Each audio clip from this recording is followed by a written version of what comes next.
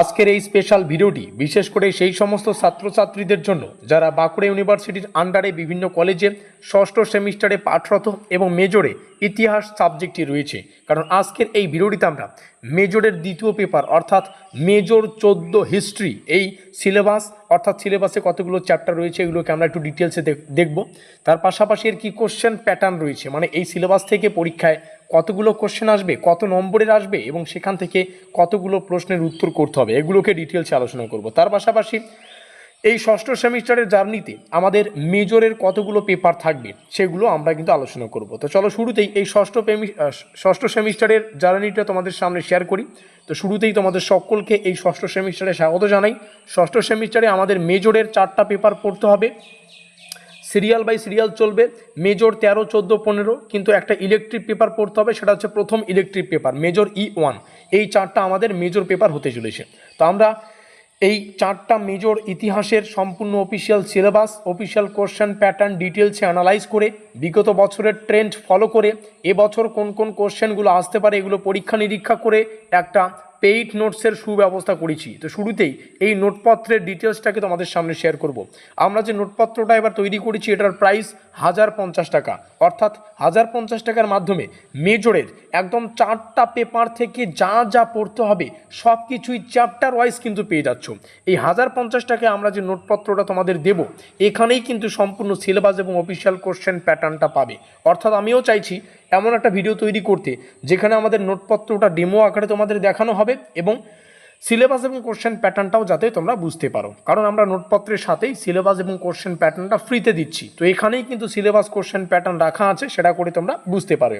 আমরা যে নোটপত্রটা দেব এখানে যে কোশ্চেনগুলো বেশি গুরুত্বপূর্ণ সেগুলোর শেষে স্টার চিহ্ন দেওয়া থাকবে। অর্থাৎ এমন কেউ আছে যারা সাজেশন ভিত্তিক প্রস্তুতি নিতে চাও তাদের জন্য এই নোটটা একদম পারফেক্ট। এবং আমাদের এই নোটে প্রত্যেকটা প্রশ্নকে বাংলা এবং ইংলিশে রাখা আছে এবং আমরা চেষ্টা করেছি সম্পূর্ণ সিলেবাসটাকে ক্লিয়ার করার, অর্থাৎ কনসেপচুয়াল প্রত্যেকটা বিষয় রাখার।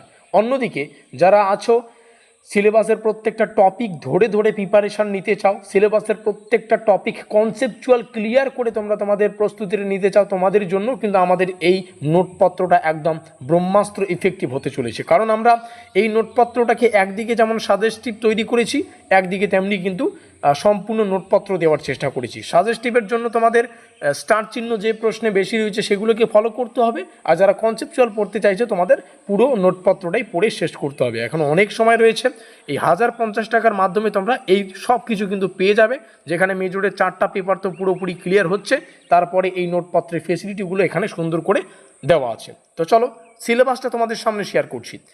সিলেবাসে আমাদের unit 1, unit 2, unit 3, unit 4, unit 5, 5টা অধ্যায়, 6টা অধ্যায় রয়েছে, বড় বড় চ্যাপ্টার। আর অতি অল্প সময়ে পুরো চ্যাপ্টারগুলোকে পরিপূর্ণ করে বাকি সময়টা রিভিশনের ক্ষেত্রে কাজে লাগাতে চাইলে আমাদের এই নোটপত্রটা পারফেক্ট। আমাদের এই সিলেবাস থেকে 4 নম্বরের প্রশ্ন আসবে আর 10 নম্বরের প্রশ্ন আসবে। 4 নম্বরের প্রশ্ন আমাদের 5টার উত্তর করতে হবে, 10 নম্বরের প্রশ্নের আমাদের 2টো প্রশ্নের উত্তর করতে হবে। এই হচ্ছে গল্প, কোনো 2 নম্বরের কোশ্চেন আসবে না, শুধু 4 আর 10 আসবে। সেভাবেই আমরা নোটপত্রটা তৈরি করেছি। তো আমরা প্রথম অধ্যায় থেকে কয়েকটা কোশ্চেন তোমাদের দেখাবো যেগুলো আমাদের পেইড নোটসে রাখা আছে এবং এখান থেকে তোমরা ডেমো আকারে এই বিষয়টা দেখে নিতে পারবে। এখানে একটু টাইপিং মিস্টেক আছে, এটা 4 নম্বর করে দেবে। তো 4 নম্বরের 3টা কোশ্চেন দেখাচ্ছি। প্রথম কোশ্চেন, মধ্যযুগে পরিবেশ সম্পর্কিত কোন প্রাকৃতিক বিধান ছিল?